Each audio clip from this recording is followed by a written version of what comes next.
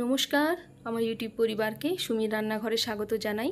যারা আমার চ্যানেলটিকে সাবস্ক্রাইব করেছেন এবং যারা আমার রান্নাটি দেখেন তাদেরকে অনেক ধন্যবাদ। আজ রথযাত্রা, সবাইকে অনেক শুভেচ্ছা। সবাই ভালো থাকুন। আমি আপনাদের কাছে আজকে আরও একটি রেসিপি নিয়ে এসে গেছি। রেসিপিটি হলো সরু পিঠে। আমরা তো সরু পিঠে বলি, আপনারা কি বলেন এটা অবশ্যই কমেন্টে লিখে জানাবেন। চলুন রেসিপিটি শুরু করা যাক। প্রথমেই আমি 250 গ্রাম চালকে জলে 8 ঘন্টার জন্য ভিজিয়েছিলাম।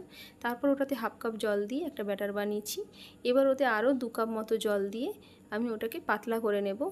আমি যেই কাপের মাপের জল নিয়েছিলাম সেই কাপের প্রথমে হাফ কাপ নিয়েছি, আবার একই কাপেরই 2 কাপ জল নিয়ে পাতলা করে ব্যাটারটা বানিয়ে নেব। একসাথে জলটা দেব না, জলটাকে আমি ধীরে ধীরে দেব, না যাতে আমার টেক্সচারটা ঠিক থাকে, নাহলে খুব পাতলা হয়ে গেলে পিঠেটা ঠিকভাবে উঠবে না।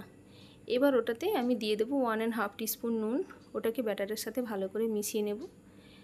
আগে থেকে আমি একটা ফ্রাইং প্যান গরম করতে দিয়েছিলাম। ফ্রাইং প্যানটা গরম হয়ে গেছে। এবার ওতে আমি একটু তেল ব্রাশ করে নেব।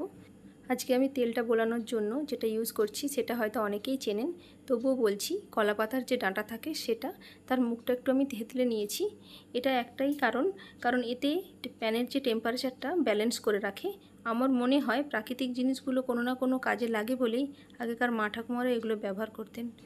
শুধু একটা জিনিস লক্ষ্য রাখতে হবে, ওটা যেন পরিষ্কার করে ধোয়া থাকে। প্যানটা গরম হয়ে গেছে। এবার ওতে আমি দিয়ে দেবো ব্যাটারটা। ভালো করে গুলিয়ে নিয়েছিলাম, নাহলে নিচে বসে যাবে। এবার ওটা ততক্ষণ পর্যন্ত হতে দিতে হবে লো ফ্লেমে, যতক্ষণ না পর্যন্ত ওর ফুটো ফুটো ভাবটা বন্ধ হয়ে যায় এবং সাইড থেকে ছেড়ে আসে। আমি তুলে নিয়ে কিছুক্ষণের জন্য ঠান্ডা করতে দিয়ে দেব। আবার একইভাবে সমস্ত পিঠেগুলো তৈরি করে নেব।